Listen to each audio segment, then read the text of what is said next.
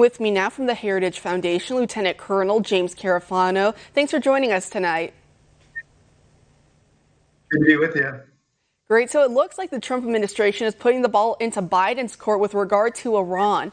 How do you think the incoming administration will respond to an increasingly aggressive Tehran? Well, I mean, they're certainly putting some markers on the table. So it makes sense to say that Iran would want to kind of have al-Qaeda in its hip pocket. It's consistent with Iran's behavior before as the world's largest state sponsor of terrorism. We've seen other countries do this. Syria, for example, often hosted terrorist groups. And they do that because they recognize that they can unleash them if they want as an instrument to turn against us or others. So it's completely believable. And it does actually reinforce the notion that Iran is a very aggressive state. And ironically, even though the Biden team said, hey, we're going to go back to the Iran deal, which only benefits Iran, Iran's been getting increasingly aggressive in a number of ways. And I think that does create a problem for the Biden administration saying, well, we'll go back to the Iran deal, that'll fix everything. Well, if Iran's becoming more aggressive now, knowing that you're going to go back to the deal, you have no assurances that they're going to behave any better, and you're not really doing anything to stop their nuclear program. And of course, Biden wants to bring back a lot of the old players, the old Obama players.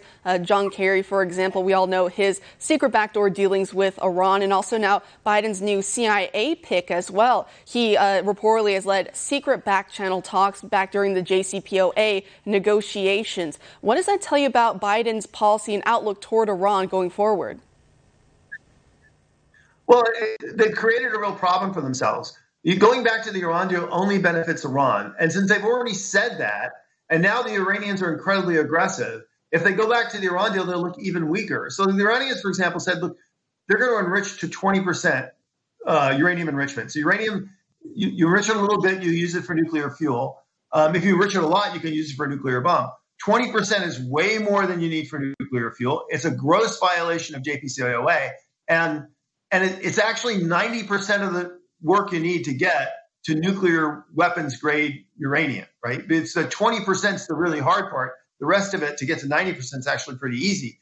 So they're saying we have just walked up to the line of being able to build a nuclear bomb. And by the way, that was done under all the old restrictions of the Iran deal. So to jump back into the deal would actually put the administration in the weakest position possible and really undermine all we've done in the last 4 years to really box Iran in. They have no money. They're under pressure everywhere. Their surrogates are under pressure everywhere. The Arabs and the Israelis are normalizing relations against Iran.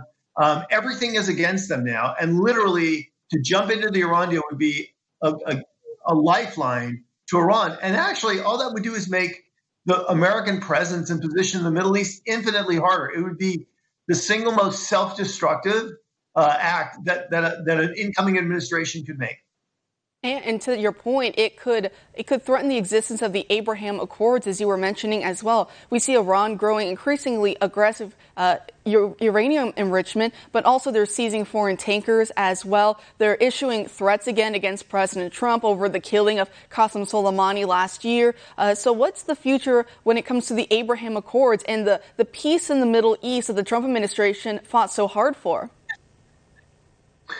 Well, if people feel that Iran is on the march and America is withdrawn, what it could well mean is the ability of Israel and Arab countries to come together and have a common front against Iran could break up.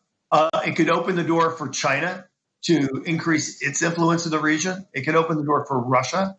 So losing the momentum of the Abraham Accords and unleashing Iran on the region would only increase the likelihood of instability and war. Look, here's the difference. Okay, they're all the old Obama people. But when Obama came in and said, look, the Iran deal will fix everything, even at the end of Obama's administration, they knew the deal was failing. The last 4 years demonstrably showed that the Iran deal was a paper tiger, that was absolutely no constraint on Iran. Even they have to know from their own analysis that just going back and trying what they did before won't work. And so it's a fine thing on the campaign trail to promise that, because it's just an empty promise to be different than the other guy. But it will be a very difficult policy to implement without really putting American interests at risk. Lieutenant Colonel, thank you so much for joining us tonight, for breaking down the scary future that we could be seeing these next coming 4 years. Thank you very much.